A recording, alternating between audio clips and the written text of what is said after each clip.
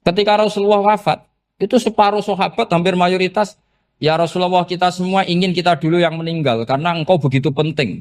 Maka jangan meninggal dulu, kita yang meninggal. Kalau kita yang meninggal tuh gak apa-apa, tapi kalau engkau penting, jangan meninggal. Tapi ada saja sahabat, lah tidak seperti itu. Saya suka Rasulullah meninggal dulu. Alasannya masuk akal. Biar Allah menyaksikan saya kama usoddikuhu hayyan usoddikuhu maitan. Allah biar menyaksikan saya iman kepada Nabi ketika masih hidup. Dan saya buktikan setelah mati pun, setelah meninggal pun, setelah wafat pun, iman. Jadi ternyata baisnya itu supaya orang tahu bahwa iman kita kepada Nabi itu iman yang super. Jika ketika beliau sugeng ya kita iman, setelah wafat juga kita iman. Kai usoddikuhu maitan kama usoddikuhu hayyan. Supaya saya mentasdikkan beliau setelah meninggal sebagaimana kita mentasdikkan beliau saat masih hidup. Dan ternyata Allah ridho dengan perkataan sahabat itu. Kenapa Allah ridho? Karena menjadi pelajaran bagi orang-orang yang ditakdir gak menangi Rasulullah SAW. Tetap mereka ini. Jangan kayak setan. Setan itu kurang ajar betul kalau iblis itu. Masyhur itu. Iblis itu nangis-nangis neng Nabi Musa. Iblis itu takutnya sama Allah itu luar biasa. Sampean kalah. Iblis itu setiap ketemu malaikat karena dia ngerti alam gaib, mesti apa itu? Kama sali syaitani id qala lil insani kfur falamma kafara qala inni bari'um minka inni akhafu wa rabbal alamin. Jadi setan iblis itu paling sering bilang inni akhafu wa rabbal alamin karena iblis itu tahu surga, tahu neraka, tahu kekuasaannya Allah. Jadi takutnya sama Allah luar biasa. Makanya setiap dia mengajarkan kekafiran, setelah orang itu kafir gimana? Inni bari'um minka inni akhafu wa rabbal alamin.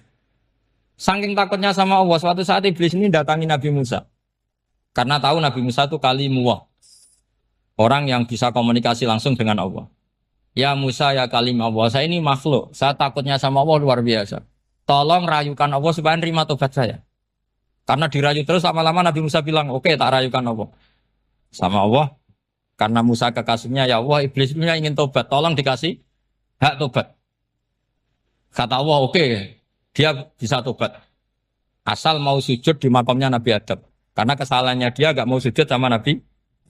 Semenang Nabi Musa karena ada cara untuk iblis menjadi tobat. Dikasih tahu sama Nabi Musa. Alhamdulillah kamu diterima tobatnya. Syaratnya apa? Sujud ke kuburannya Nabi Adam. Wah iblis ya tahu aslinya terus. Asjuduhu maitan wa qatla asjuduhu hayyan. Oh zaman urip aku ora gelem, mbok nek wis mati. Oh dasar setan itu. Zaman urip aku ora gelem wis mati mbok kon sujud. Kumat maksudnya terus ya sudah terus sampai sekarang akhirnya. Kalau sekarang sudah tidak mungkin lagi karena nggak ada Nabi Musa. Jadi ijtihadnya sahabat melihat wafatnya Rasulullah itu beda-beda dan ternyata semuanya diridhoni Allah. Karena ternyata yang suka Nabi wafat dulu adalah ingin supaya umat Islam tetap mencintai beliau. Iman sama beliau, tasdik sama beliau. Sebagaimana tasdik zaman sugeng. Makanya kita harus mencintai guru-guru kita. Uhibbuhu maitan kama uhibbuhu hayyan. Saya sampai sekarang itu ya merasa Mbah Mun itu tidak meninggal. Saya masih merasa kalau bapak saya tidak meninggal. Karena kita mencintai beliau-beliau ketika hidup dan ketika wafat itu sah. Karena beliau-beliau sama kita juga seperti itu. Rasulullah itu ketika mendekati wafat, ya bahasa halusnya intaqala ila rafiqil a'la. Itu Nabi kalau ngedikan tuh rileks sekali. Hayati khairun lakum wa wafati khairun lakum. Cong aku nak uripku ya apik. Engko nak aku wis kapundhut ya apik. Fa amma hayati fali asunna lakum as-sunan. Sebagian riwayat fa innakum tuhadditsuna anni wa uhadditsu ankum. Kalau saya masih hidup, saya bisa mengajarkan kamu sunnah, mengajarkan kamu tradisi-tradisi yang benar. Dan ketika aku mati, ketika aku sudah wafat, maka saya jejer Allah, kata Nabi. Saya berdampingan dengan Allah, maksudnya dekat Allah. Tentu bila kaifin walan hisab. Terus sudah fa'inna amalakum, amal-amal kamu diperlihatkan ke saya. Berhubung saya sudah dekat Allah, kalau amal kamu baik, saya muji Allah. Kalau amal kamu buruk, saya langsung mintakan ampun kepada Allah. Jadi Nabi rileks sekali.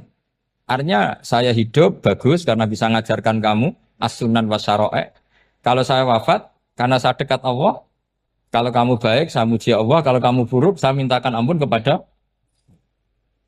guru-guru kita juga seperti itu. Justru setelah wafat, beliau-beliau punya kesempatan dekat sama Allah, dekat sama Al-Malail A'la sehingga mendoakan apa? Nah terus kata Sayyid Muhammad, wala taqulu lima yuqtalu fi sabilillahi amwat. Kamu jangan pernah berkeyakinan atau berpendapat atau berkomentar kalau orang-orang yang mati fi sabilillah adalah berstatus apa? Mati, amwat. Kalah. Terus kata Sayyid Muhammad, hadza li amatis syuhada. Ketentuan ini bagi umumnya syuhada. Artinya gini, umumnya syuhada saja tidak berstatus amwat. Apalagi hadza Rasulullah, sayyidul syuhada, sayyidul anbiya, sayyidul mursalin. Tentu tidak pernah berstatus amwat. Ya saya ulang lagi ya, jadi zaman cara berpikir, amatus syuhada, syuhada yang umum saja berstatus hidup. Tidak boleh distatuskan amwat. Apalagi Rasulullah itu sayyidus syuhada, sayyidul anbiya. Maka status beliau pasti hayyun la yamut. Pasti beliau itu hidup tidak. Dan karena beliau itu asfaq, sangat sayang kepada kita, sebagaimana zaman beliau hidup itu sayang kepada kita, sampai nangis-nangis minta hak syafaat, maka setelah meninggalkan pun beliau pasti sayang kita dan pasti berusaha supaya kita diampuni oleh Allah Subhanahu wa ta'ala. Sehingga ada sahabat yang tadi berpendapat kalau saya nggak masalah Nabi wafat dulu. Supaya Allah menyaksikan saya usaddiquhu maitan kama usaddiquhu hayyan. Jadi ini cerita ya, cerita sudut-sudut pandang. Fikih itu penting sekali. Kata Sayyid Ali yang Shahibu Simtud Durar itu, wabihi qiwamus syariah. Yang bisa mengawal syariat itu hanya fikih. Fikih itu ya kalau yang paling gampang untuk kita misalnya punya Fathul Qorib, Fathul Mu'in, Fathul Wahab. Tapi yang faham betul, mesti faham itu ngelotok setengah hafal. Jangan bawa kitabnya tok, sementing sekian semester terus selesai. Itu sama-sama dosa, itu dosanya ya dosa, mahasiswanya juga dosa. Karena sudah terlanjur sarjana agama, ternyata nggak bisa, itu kan mendingan ndak sarjana agama. Itu saya tak cerita sama Kiai Roba, itu ada fatwa kiai, kiai juga wali. Suatu saat ada penyanyi dangdut top terkenal di Indonesia itu. Itu nyanyi dangdut. Ya penyanyi ya dai. Entah itu hakikat entah majas tidak tahu. Itu kiai itu fatwanya lucu. Kalau kamu datangi dia pas main dangdut masih saya beri izin. Tapi kalau datangi dia pas pengajian itu tak larang kan. Kan santrinya jadi eskal. Ini pas pengajian dilarang, pas dangdutan kok malah dapat izin. Tapi bukan berarti halal ya, dapat izin. Dapat izin kan potensinya bisa karena dilarang lah ya tetap belerot. Terus suatu saat si santri ini setengah wali, tidak wali tapi setengah. Lama-lama itu memahami gurunya. Memahami gurunya ternyata sirinya begini.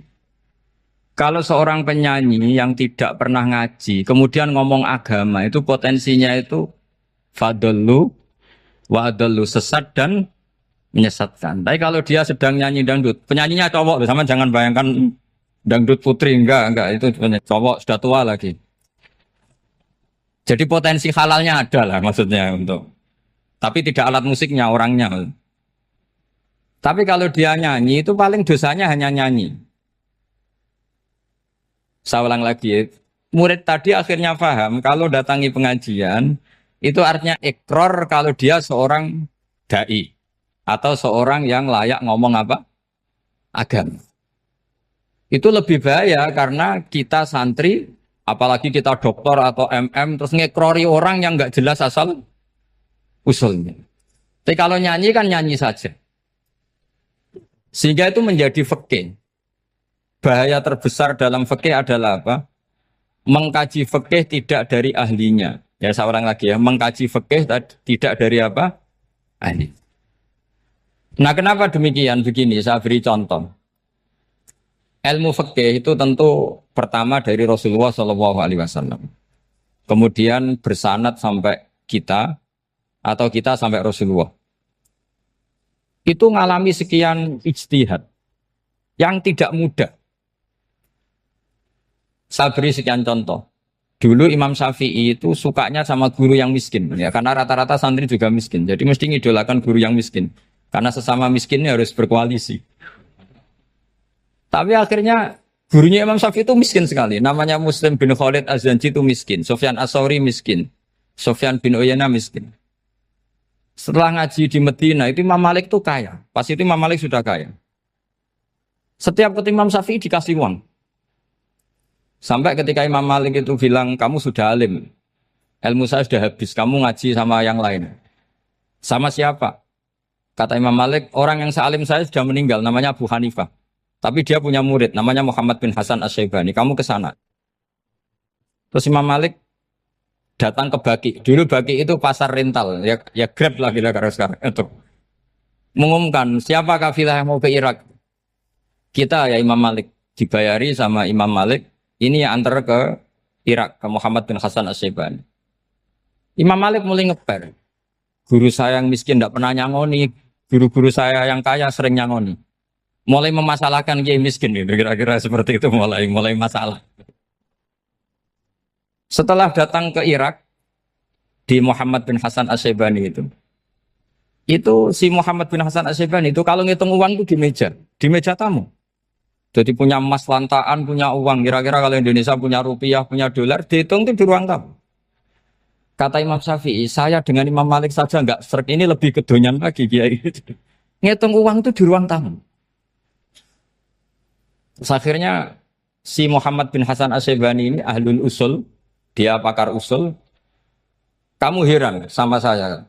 Iya, kiai kok kedonyan. Dia ngomong gitu. Tapi kata Muhammad bin Hasan Asy-Syaibani, kalau kiai tidak boleh kaya, itu tak kayak wong fasik. Ben gue demenan, gue mabuk. Oh jangan, nanti dipakai maksiat. Tengjenengan mawon kersane digetoat. Berarti kiai oleh sugih. Mun pun angsal-angsal. Semenjak itu jadi satu fikih bagi Imam Syafi'i. Ternyata kalau mengharamkan kiai sugih, berarti membolehkan yang fasik sugih. Kalau yang fasik sugih bisa dipakai i'anah alal maksiat. Semenjak itu mindset pikiran Imam Syafi'i rubah. Saking rubahnya sampai beliau berpendapat orang bisa beli Alphard, kok beli carry itu haram. Bisa jadi bupati kayak Pak Roba, kok jadi RT haram. Pokoknya gitu. Bisa keren Kak Gus Bak, kok jadi orang pendengar haram. Pokoknya haram terus. Karena dalil beliau al-Islam ya'lu wala yula alaih.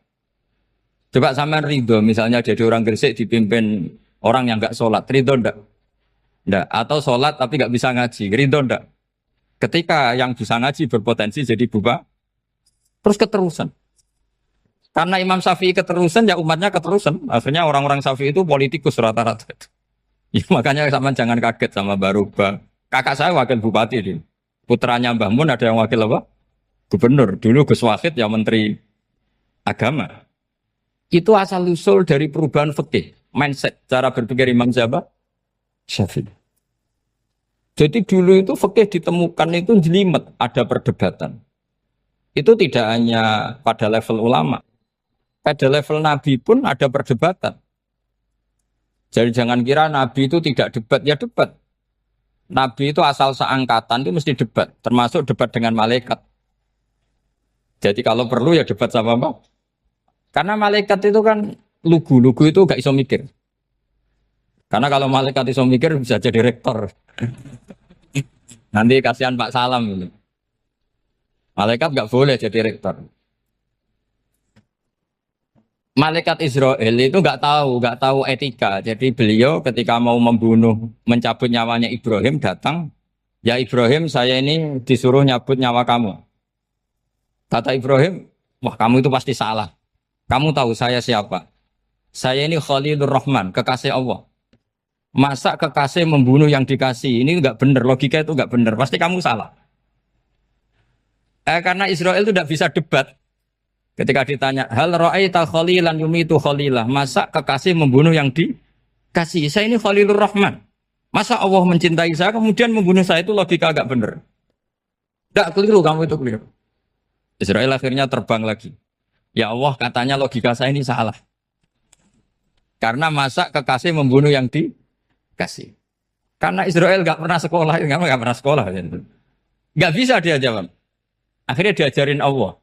Dah kamu bilang gini ke Ibrahim. Hal ra'aita khalilan yakrahu ayyalqa khalila. Masa kekasih tidak siap ketemu yang dikasih. Dibalik logikanya. Akhirnya datang lagi ke Israel. Kata Allah begini. Masa jenengan kekasihnya tidak siap ketemu yang kau kasih. Oh ya ya oke mati gak apa-apa. Jadi ilmu itu ngalamin perdebatan. Jadi saya datang murni karena Kiai Mas Buhin, bukan karena MC. Itu dosa besar kalau saya datang karena MC. Karena saya punya kewajiban yang lebih besar. Jadi yang bisa mengalahkan adalah a'dzama minhu, yang super besar. Karena jelas ada riwayat inna min abaril birri silatar rojuli ahla wuddi abi. Ya, inna min abaril birri silatar rojul ahla wuddi abi. Di antara kebaikan yang sangat baik adalah seseorang menyambung teman bapaknya. Padahal sampean kan nggak mungkin teman bapak saya. Teman saya aja nggak mungkin, nggak level apalagi bapak saya kan. Jadi malah mohal itu. Saya berkali-kali cerita di mana-mana cerita. Fikih itu harus dievaluasi. Karena ini masalah furu'iyah. Saya berkali-kali cerita di mana-mana cerita. Hukum berteman orang fasik gimana? Pasti orang jawab haram karena takut ketularan orang fasik. Tapi kalau dibalik, hukumnya bina orang fasik gimana? Ya baik, umatnya Nabi. Bisa bina kalau berteman. Kamu bisa bina orang fasik tanpa berteman? Gak bisa. Jadi kalau dibalik, hukum berteman orang fasik gimana? Haram. Hukumnya bina orang fasik? Baik. Bisa bina kalau berteman. Berarti berteman orang fasik? Ya terus nanti pada level lapangan sih gampang. Kalau yang soleh membina yang fasik dan yang fasik ketularan yang soleh, maka ternyata kalau yang soleh ketularan fasik ya berarti ternyata buruk. Tapi kan hukum masa nunggu kenyataan kan jadi nggak hukum. Di mana-mana hukum itu kan ada asumsi karena ini masalah ijtihad. Nah itu yang dilakukan para ulama kita. Jadi sampean harus mengkaji fikih secara detail karena tidak hanya kita yang khilaf. Nabi-nabi juga khilaf dalam menentukan dakwah ilallah.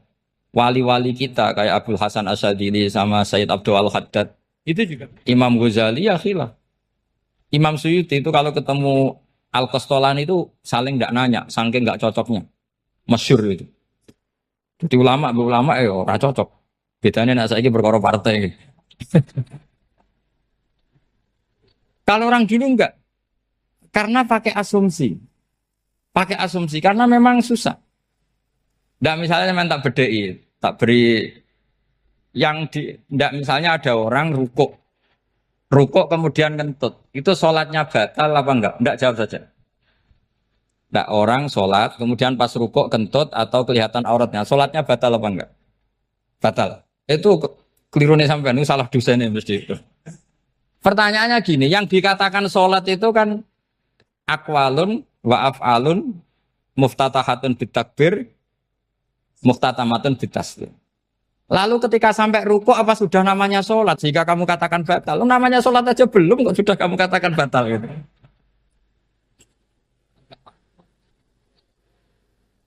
Iya kan? Jadi kalau aku mau sholat pas rukuk ngetut batal atau ora? Mestinya jawaban yang benar, ya ora sholat jadinya gitu.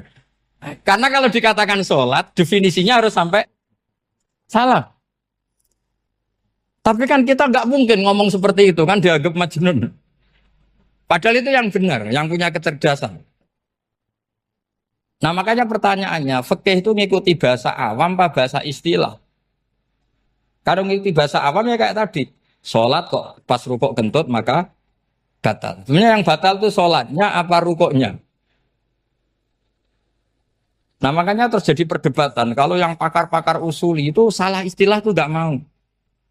Saya ulang lagi, kalau pakar-pakar usuli itu salah istilah itu nggak mau. Terus misalnya tak beri contoh lagi. Kalau imam itu sudah salam pertama, Salam pertama itu yang rukun kan salam pertama. Berarti setelah salam pertama imam sudah keluar dari sholat apa belum? Yakin? Ya sudah. Sekarang sama tak bedain. Lalu makmum itu kesunatan langsung berdiri apa nunggu imam salam kedua? Enggak, jawab satu. Nunggu salam kedua kan? Nah, itu kriminalnya sampai Anda sufi itu. Kriminalnya begini. Berarti Anda mau bergantung sama orang yang sudah tidak sholat. Kata kamu setelah salam pertama dia sudah tidak sholat. Berarti kamu mengintersikan makmum berhubungan dengan orang yang sudah tidak sholat. Karena sudah keluar dari sholat ketika salam pertama. Kalau kamu di debat gitu gimana jawabnya? Pusing kan? Berarti robtul makmum bisolatiman sing wis laisa fi sholatin. Berarti menggantungkan sholat sama orang yang sebetulnya sudah tidak sholat. Ada yang jawab, sebagian ulama fikih tetap disunatkan menunggu salam kedua. Karena salam kedua itu masih paket meskipun tidak rukun. Dia paketnya selesai. Tapi selalu pertanyaannya gini, lalu setelah salam pertama itu imam masih sholat gak? Sudah sama pernah dijawab tuh? Nah ini pentingnya bodoh gak mikir sebenarnya. Jadi makanya bodoh itu barokah karena gak mikir. Jadi soalnya Rabbana ma khalaqta hadza apa? Batila. Sing bodoh ya barokah, sing pinter ya barokah. Sera barokah maksiat. Serana barokah plus. Jadi ilmu itu harus mengalami satu gesekan karena logika itu bisa dibalik. Nah karena ilmu itu mengalami satu gesekan, satu logika yang bisa kayak iya kayak enggak. Sehingga jargon di dunia ijtihad itu begini. Ra'yuna shawabun yahtamilul khata' wa ra'yuka khata'un yahtamilus shawab. Pendapat saya benar tapi mungkin salah. Tapi pendapat kamu taruhannya salah dulu tapi ya mungkin benar. Jadi mustahid kalau kata mustahid itu lucu. Ngomongnya itu ra'yuna shawabun yahtamilul khata'. Pendapat saya tarifnya benar dulu tapi ya mungkin salah. Kalau pendapat kamu salah tapi ya mungkin benar atau mungkin bisa salah ya tidak tahu pokoknya mungkin benar. Nah, kenapa demikian? Begini. Di luar masalah tauhid, saya ulang lagi di luar masalah tauhid. Itu tentu ada masalah-masalah yang sifatnya ijtihadiyah. Ya, saya ulang lagi yang sifatnya apa? Ijtihadiyah. Dan ijtihadiyah ini nggak pernah selesai karena muqtadul hal, konteks kesejarahan maupun konteks kesempatan itu tidak sama. Dulu kiai-kiai itu ngaramkan dasi, ngaramkan celana karena yang celananan yang dasinan itu penjajah. Sehingga mantas sabah biqaumin bahwa apa? Minhu. Tapi lama-lama kiai-kiai itu ya pakai dasi, pakai celana. Ya karena dianggap sudah tidak mantas sabah apa? Biqaumin bahwa apa? Minhu. Ini ngalami pergeseran. Semua istihad itu ngalami pergeseran. Lalu pertanyaannya begini, lalu istihad apa Gus yang permanen? Yang permanen ya istihad dengan alatut istihad apa? Istihad. Saya beri contoh misalnya begini. Nabi Musa itu yang ngalami istihad. Kata beliau karena kangen Allah, itu ingin melihat Allah karena kangen. Rabbi arini angzur ilai. Qala lan tarani walakin ingzur ilal jabal. Ya sudah namanya orang kangen ya ingin melihat. Ya sudah gitu aja. Sehingga ahli ilmu kalam itu berdebat. Kalau kata ahli sunnah, karena Nabi Musa minta ingin melihat Allah, berarti melihat Allah itu jaiz, mungkin. Karena Nabi gak boleh bodoh meminta sesuatu yang mau hal. Maka antipatinya ahli sunnah terhadap pendapat Mu'tazilah itu antipati. Karena menurut pendapat Mu'tazilah, Allah itu qadim, Allah itu laisa kamislihi syai'un, sehingga gak bisa dilihat. Pertanyaannya adalah berarti Nabi Musa meminta sesuatu yang mau hal. Itu bodoh sekali sampai nggak tahu mana mau hal, mana apa? Jaiz. Makanya kata Imam Ghazali, masa Nabi Musa yang Nabi nggak tahu kalau melihat Allah itu mau hal. Sampai minta berarti nganggap itu jaiz atau boleh. Itu cara pandang orang-orang ahli sunnah apa? Wal jamaah. Tapi tetap saja sebagian ulama itu ya balelo. Yang kayak Mu'tazilah itu ya balik loh cara berpikir pokoknya itu karena kangen bukan karena mungkin atau tidak mungkin. Jadi nggak mungkinnya tetap tidak mungkin. Terus mereka dalil la tudrikul absar wa huwa yudrikul absar. Nah, sudut pandang ini akan terus. Ada seorang wali ditanya, kalau kamu di surga ingin melihat Allah apa enggak? Jawabnya enggak. Kenapa ya? Kasihan Allah. Terus kenapa ya? Unazzihu dzalikal jamala an nadhari misli. Saya tidak ridho Allah yang hebat, yang keren, kemudian sing delok di rumah aku wong resik. Koyok gak ngergani pangeran. Sebenarnya sing delok Allah ben golongane Nabi Muhammad, Nabi Ibrahim, kowe ra usah ngilangi keren. Maksudnya itu. Jadi ada ulama itu jadi wali kalau sholat itu karena di soft belakang. Tapi jangan ditiru. Itu kan nggak lazim ya. Lazimnya kan afdhalus sufuf as-saful awal. Ketika ditanya, kenapa kamu kalau sholat di belakang? Cek GR koyok wani suwan pangeran gak ngarep. Aku sungkan dadi kok gulit. Kalau sampean kan karena males bukan karena sungkan. Jadi itu artinya rasa ya. Makanya nggak bisa, nggak ada ijtihad itu tidak mungkin karena perasaannya orang itu beda-beda. Itu Sayyid Abdul Al-Haddad itu kalau ngendikan masyhur. Man da'a li dzalimin bil baqa faqad ahabba yusawwah fi ardi. Orang yang mendoakan orang fasik masih hidup, gak mati-mati, itu berarti suka kalau Allah dimaksiati di buminya. Wong fasik kelakuannya rak maksiat, nak mbok dongakno mari. Itu berarti kamu ingin Allah didurakani terus menerus karena si fasik masih hidup. Tapi kalau Abu Hasan As-Sadili cara ngendikan gini, kalimatnya persis. Man ahabba alla yusawwahu fi ardi faqad ahabba alla tadhara maghfiratuh. Orang yang ingin dunia ini steril gak ada maksiat, maka sama saja berkeinginan tidak melihat luasnya maghfirahnya Allah. Sama-sama wali besar. Tapi cara pandang hubungannya dengan Allah seperti itu. Jadi mau tidak mau, istihad itu mau tidak mau. Makanya tidak usah dipertentangkan misalnya cara berpakaian, cara apa. Yang penting sesuai aturan Islam ya sudah. Karena ini urusan rasa. Urusan apa? Rasa. Itu Syekh Hasan Basri itu sering jagongan sama Robiah Hadawiyah. Itu secara fikih salah. Tapi pas itu ulama fikih ditanya, kenapa Anda tidak komentar terhadap dua wali besar yang sering ketemu? Andai kan semua santri seperti itu akan saya halalkan, karena nggak mungkin punya nafsu. Sehingga fikih dulu memang masih asli. Kamu lihat di takrib misalnya, lelaki melihat perempuan itu nggak boleh kecuali sekian alasan. Termasuk boleh itu litaklim karena mengajar atau lil muamalah. Ini yang mulai masalah. Ada warung kopi, penjaganya cantik. Santri-santri ngopi. Ini lil muamalah katanya. Kan kasus ini. Mau disalahkan tuh ada takbirnya. Mau dibenarkan ini jelas fasik kan, jelas fasik. Jelas fasik. Maksudnya sudah fasik sebelum itu ditambah itu, jadi fasiknya permanen. Nah pertanyaannya adalah, kalau kamu ngajar mbak-mbak, kemudian hafal yang cantik yang enggak, itu taklim lin nazar apa nazar li taklim? Itu taklim apa modus? Makanya kalau ngopi cari bakul yang cantik, itu muamalah untuk nazar apa nazar untuk muamalah? Loh kalau saya ngopi dengan kirobah pasti halal. Karena begini, berjalan saja, bareng capek, nggak tahu itu warungnya siapa, terus berhenti ngopi. Kebetulan bakulnya cantik. Nah itu mungkin halal, karena kan saya nggak milih-milih. Ingin ngopi, kebetulan bakulnya cantik. Kalau kamu kan nggak apal daftarnya. Wah itu mesti haram itu, mesti haram itu.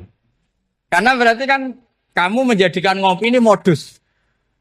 Gue jagani nak takok pangeran. Lo kok nazar? Muamalah Gusti, muamalah. Itu mesti modus. Maka fikih itu harus dikawal oleh tasawuf. Kalau ndak, semua hukum fikih bisa diakalin. Makanya Imam Bukhari punya satu bab namanya Kitabul Khiyab. Bab mengkhilaf fikih. Beliau itu antinya sama Abu Hanifah itu luar biasa. Nggak ada ulama dibenci Imam Bukhari kayak Abu Hanifah. Masyhur itu. Untungnya beliau nggak menangi Abu Hanifah. Kalau menangi geger terus. Bisa bahsul masail terus. Itu Abu Hanifah itu ulama yang suka khilaf. Khilaf itu merekayasa hukum. Misalnya begini. Saya ini puasa agak lemes. Ujian agak lemes. Apalagi kiai, serapati di duit, santri beling-beling lemes. Ini. Apa mangan itu kan, wah, poso-poso kok mangan kan gak keren. Supaya saya bisa makan dan halal, saya bisa ngajak Kiai Robai ya jalan-jalan. Jalan-jalan nyari yang jarak 2 marhalah, ya sudah. Terus bisa makan. Kalau ditanya Allah kok makan? Musafir. Jadi bolehkah insya safar menciptakan pergi demi untuk supaya boleh iftar? Boleh enggak cara jenengan? Enggak boleh alasannya apa? Kan pergi. Perginya juga enggak maksiat. Itu khilaf. Tapi Sayyid Muhammad, Abu Ya Sayyid Muhammad, Muhammad bin Alawi, Sayyid Muhammad, itu membela Abu Hanifah. Artinya membela jangan semua khilaf itu diharamkan. Karena itu cara, saya ulang lagi, karena itu cara untuk mengawal bahwa hukum Allah itu luas. Karena kalau nggak ada khilaf itu ya kita kesulitan. Kita kesulitan. Misalnya begini, ini penjelasannya, makanya kita harus sering mendengar. Saya itu dulu masih sangat fikih itu protes, kenapa ada puluhan polisi wanita? Itu kan pekerjaan cowok ya, pekerjaan pria. Tapi setelah mendapat penjelasan dari polisi itu alasannya masuk akal, Gus. Kadang-kadang orang nakal itu menyembunyikan narkoba itu di alat wanitanya. Itu kalau semua lelaki polisi kayak jenengan itu kan masalah itu. Sehingga memang harus ada polisi wanita karena sebagian pengedar narkoba itu perempuan dan menyembunyikannya di tempat itu. Kalau semua polisi cowok kan nggak kebayang. Sehingga kita akhirnya mendengar membolehkan polisi itu wanita. Ada wilayah yang harus wanita. Begitu juga ada pertanyaan, kenapa sih dokter kandungan itu cowok? Saya punya banyak santri yang muhibin saya itu dokter kandungan. Tak tanya, kamu itu kok cowok kok jadi dokter kandungan? Kan pekerjaannya seperti itu. Dia jawabnya lucu. Dari 10 yang tes jadi dokter kandungan, itu yang cewek itu lulus 2. Yang cowok lulus semua. Karena ketika cewek dites melihat ketuban pecah darah itu langsung pingsan. Sehingga yang secara psikologi dablek itu kan memang lelaki. Jadi roh wongnya sewakit santai. Kadang nggak lahir-lahir dinta ini nang jopo rokokan santai. Itu kalau cewek yang jadi dokter kandungan itu nunggu jam 11, jam 4 sudah pingsan. Nah ini cerita, bukan berarti saya menghalalkan, enggak. Kita harus mendengar, saya ulang lagi, kita harus apa? Dan itu setelah mendengar, itu nanti jadi disiplin ilmu, yaitu namanya fikih. Karena ilmu fikih itu sebetulnya gampang. Sampai kalau ngaji i'anah, itu kelihatan fikih itu gampang, karena ada logika yang terbangun. Misalnya begini, orang kalau tawaf itu disuruh agak jauh dari Ka'bah. Jangan sampai nginjak sadarwan. Karena sadarwan itu pondasi itu ikut Ka'bah. Kenapa begitu? Ya jenenge ra muteri Ka'bah, ide-ide Ka'bah. Jadi sebenarnya sederhana logikanya. Sing jenenge muter itu di luar itu kita muter. Nah kalau nginjak pondasinya namanya gak muteri Ka'bah tapi ide-ide Ka'bah. Ya jadi sederhana sebetulnya ya masuk akal. Jadi fikih itu tidak ada yang iskal, sebetulnya masuk akal. Tapi karena kita nekuni itu tidak serius, maka terus jadi paradok. Saya beri contoh lagi, ini sebagai penghormatan saya sama Kiai Mas Bukin, karena ini sudah namanya fakih. Kalau ada ayam jago ditabrak truk, terus kejet-kejet, adekan dibiarkan pun mesti mati. Karena gerakannya sudah harokatul masbuh. Terus kamu sembelih, itu halal apa enggak? Enggak jawab, ayam jago loh. Kalau kamu katakan halal, dia sudah tidak punya hayatun mustaqirroh, kehidupan yang permanen. Andai kan kamu biarkan pun 1 menit lagi meninggal. Kejet-kejet kan prosedur saja. Maksudnya pantasnya mati ya kejet-kejet sih, tapi sebetulnya sudah pasti mati. Maka ini ada 2 ulama. Kalau kata Imam Malik tetap namanya halal. Karena ruhnya masih di situ. Sehingga ketika kita nyembelih, ya nyembelih hewan yang hidup. Yang namanya nyembelih itu pokoknya mematikan yang punya ruh. Sementara saat itu rohnya masih di situ. Meskipun 1 menit lagi pasti. Tapi kalau mazhab Syafi'i enggak, ini sudah harokatul masbuh. tidak punya hayatun mustaqir. Sehingga dalam perdebatan ulama fikih itu lucu, kadang ya gampang-gampang mangkel non. Misalnya begini, kalau ada anak lahir tidak ada amaratul hayat, nggak nangis, nggak bernafas, sunat disolati apa enggak? Siktun sing layas tahilu walayas langsung lahir langsung mati, nggak ada amaratul hayat. Udah tahu mikir tuh. Itu tidak wajib disolati. Alasannya, ya kan memang sholat alal mayit kan tidak pernah hidup.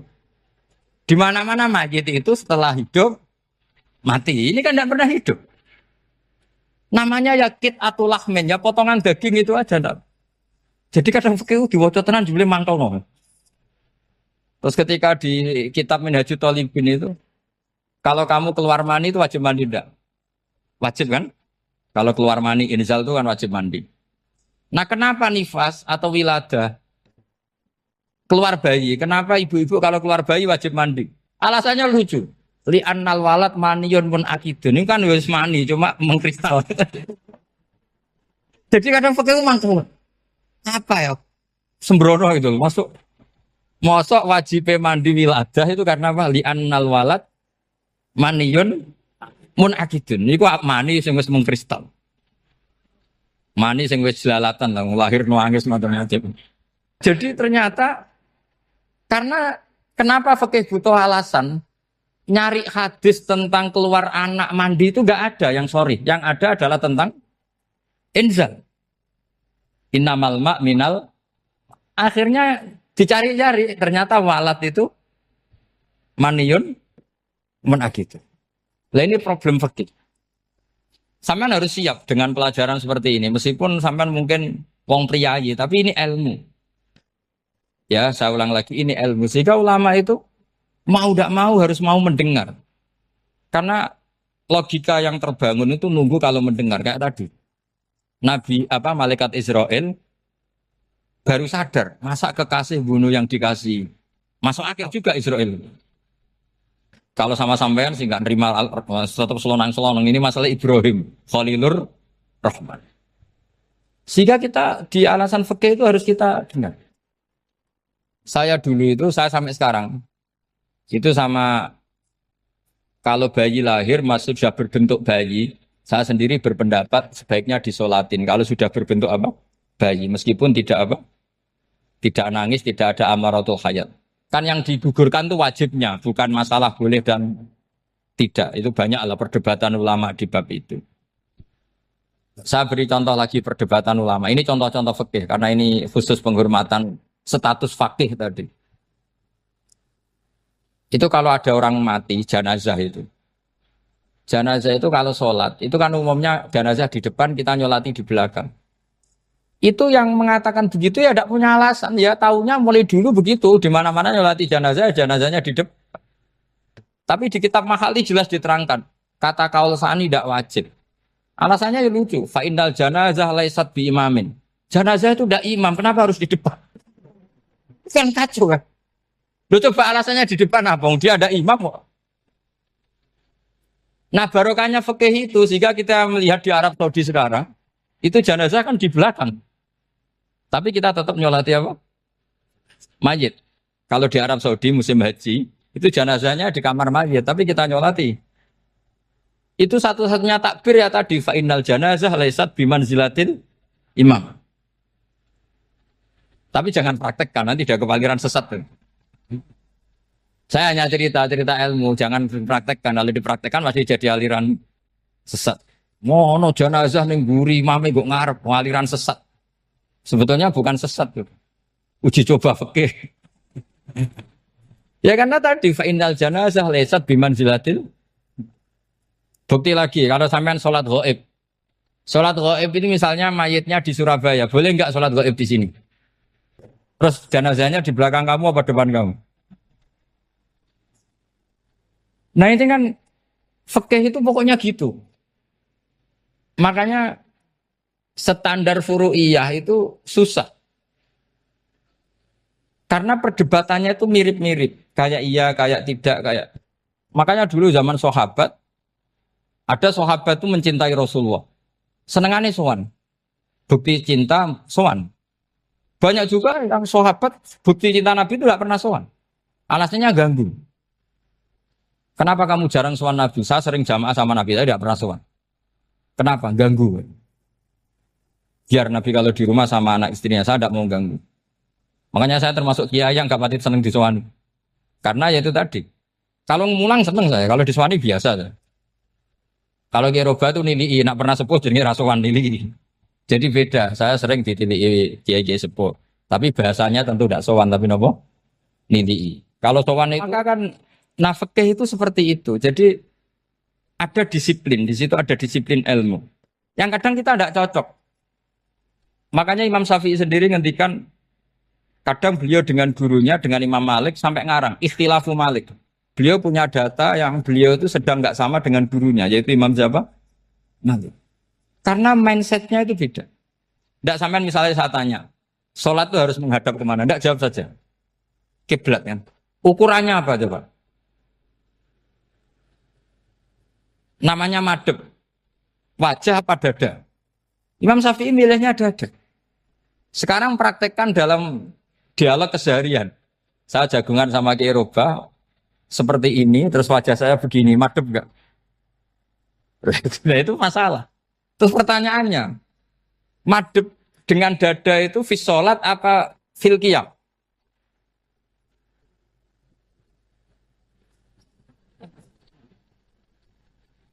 Loh, enggak, kalau fis sholat pas sujud, dada kamu madhep mana coba? Kamu enggak pernah mikir kan? Ya madhep pakai dada itu kan kalau berdiri, kalau rukuk sama sujud.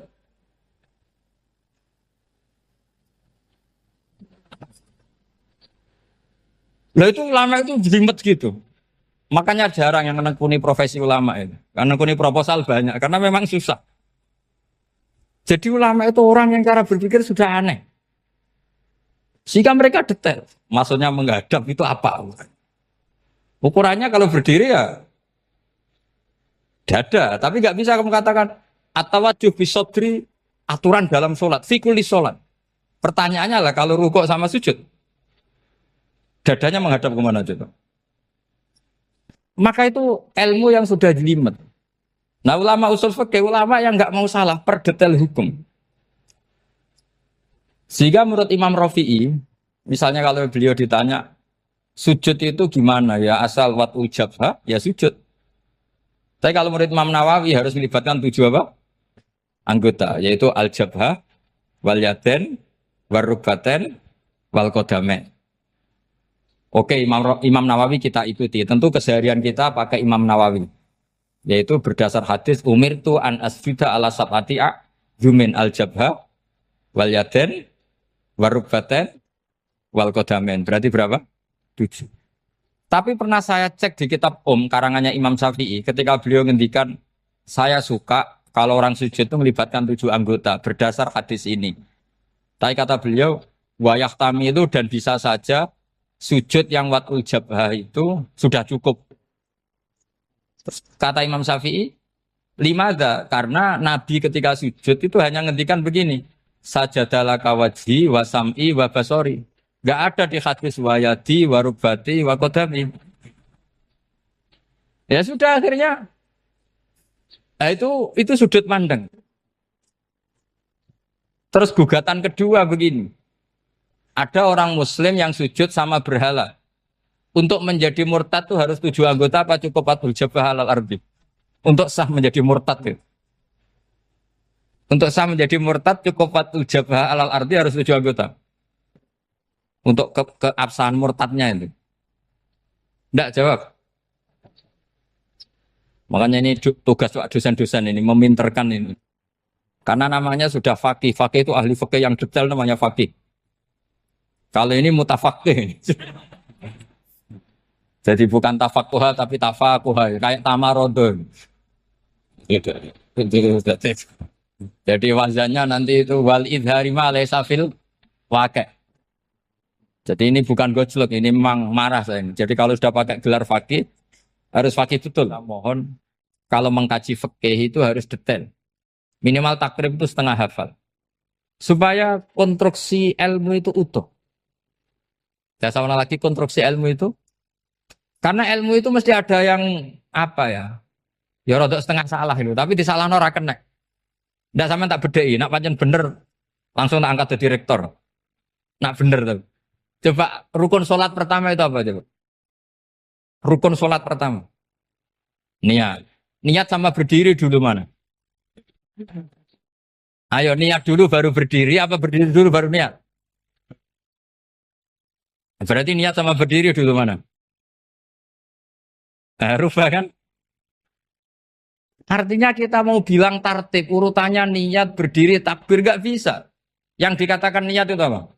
Qasdus syai' muktaronan bifi'lihi. Berarti niat sama takbir harus bareng apa urutan? Bareng. Terus dengan qiyamnya urutan apa bareng? Bareng apa urutan? Loh enggak, kalau urutan berarti takbir dulu, duduk, baru berdiri. Nah maka seperti ini itu mau tidak mau kita salah. Dikatakan tartibnya salah, dikatakan serentak, ya salah. Cuma karena kita bodoh, gak tahu mikir itu. Alhamdulillah kan di situ itu. Lu coba niat sholat loh, niat takbir qiyam dulu man. Niat takbir qiyam dulu mana coba? Dulu qiyam. Enggak ada kitab yang mengatakan arkanus sholat awaluha. Oh, dianggap kitab kriminal maksudnya. Makanya ngendikane ulama-ulama di Sarah-Sarah, mau tidak mau sebagian istilah itu tasamuh. Tasamuh itu wis digawe gampang ngono kok repot. Karena kita tidak bisa detailnya. Coba misalnya puasa. Puasa Ramadan itu wajib apa? Tabiyyitun niat, nginep no niat. Sing darani nginep itu umure lama apa enggak? Lama kan? Sekarang sebelum 2 menit kamu baru niat, sah apa enggak? Sah. Itu sempat nginep apa enggak 2 menit itu? Enggak sempat kan? Jadi ilmu itu makanya kata ulama-ulama pokoknya ilmu itu mesti ono unsur tasamuh. Tasamuh itu ya digawe gampang. Apa? Digawe gampang. Misalnya Imam Syafi'i berpendapat mashu ba'dir roksi. Itu kata beliau walau sya'rotan fi hadir roksi. Meskipun satu rambut asal masih di wilayah kepala. Tapi kalau rambut itu dikeliwir, dibasuh di sini enggak sah. Karena sudah keluar dari batas apa? Kepala. Imam Syafi'i cara berpikir kan yes ngene iki jenenge basuh sirah. Tapi cara Abu Hanifah enggak. Ya enggak, yang namanya megang kepala itu ya minimal 1/4 lah. Masa gitu dikatakan megang. Lalu ulama usul fikih itu berdebat. Sesuatu itu sesuai masodaknya. Masodak itu yasduku alaihi kadza. Yaitu ini tadi saya cerita ke Ibu Khen tentang ngaji Jamul Jawame. Ini ilmu yang di Jamul Jawame. Sesuatu itu ukurannya mayasduku alaihi kadza apa dengan takrif definisi. Misalnya gini. Sholat itu batal dengan makan. Kalau kamu sholat makan batal enggak? Enggak, jawab saja. Batal. Itu satu upo apa satu piring? Enggak, jawab saja. Satu upo sudah batal. Sekarang bab makan di ngormat tamu. Cong tamuku kaimangan. Iku sak upo apa sak piring? Nah ini kan tidak fair. Di bab tamu makan satu piring, tapi di bab sholat satu upo. Maka pertanyaannya, lalu penamaan sesuatu itu berdasar masodak, mayasduku alaihi ismu kadza, atau berdasar uruf?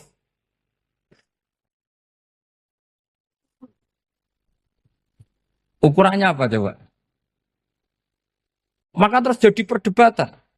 Nah ini di sini ini pentingnya ulama karena nah sekarang saya bedai sekarang. Cengkeh itu wangi apa enggak? Kategorinya cengkeh. Wangi kan kalau orang bikin kue tar pasti pakai apa? Cengkeh. Pakai wedang ronde supaya manis, apa wangi dikasih apa? Cengkeh. Nah itu saya berkali-kali cerita pernah mau dipikirkan orang Islam juga boleh rokok karena dianggap pakai apa? Mewangi karena ada apa cengkeh. Tapi terus didebat, kalau gitu berarti orang Jumatan sunat rokok. Karena Jumatan disunatkan pakai pewangi. Wah itu kan, wah akhirnya tuh, wah iya ya, repot ya kan. Jadi kalau cengkeh kamu kategorikan pewangen, yang orang Islam nggak boleh rokok karena pakai cengkeh, yang wangi. Konsekuensinya orang Jumatan sunat rokok karena berarti di masjid pakai apa? Pewangi kan sesat semua ya, jadi itu ilmu. Makanya selain fikih mateng itu ada ilmu yang namanya usul fikih. Usul fikih itu yang neliti itu. Mayas duku alaihi kada. Jadi yus ngono iku darani ngono. Seorang lagi. Ngono iku wis darani ngono. Ora perlu roh detail. Ya, saya ulang lagi. Wis ora perlu roh detail. Makanya Abu Hanifah itu misalnya basuh wajah. Wis anggar kecelok ngene iki basuh wajah. Nek Imam Syafi'i kan detail. Mimba ini mana bitis syari sampai ila somahe uzunehi ila zakon. Terus mana bitis syari Imam Syafi'i nambah apa? Ghaliban.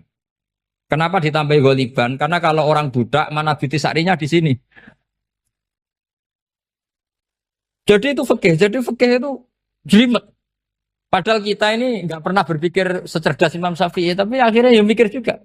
Agak ditambah ghaliban, mana bitis syarinya orang budak kan? Sini. Terus sekarang perdebatannya, orang budak basuh mastur roksi di sini sah enggak? Karena tadi itu wajah apa kepala gitu kan jadi bingung gitu. Ya makanya ini mukadimah saya supaya sampean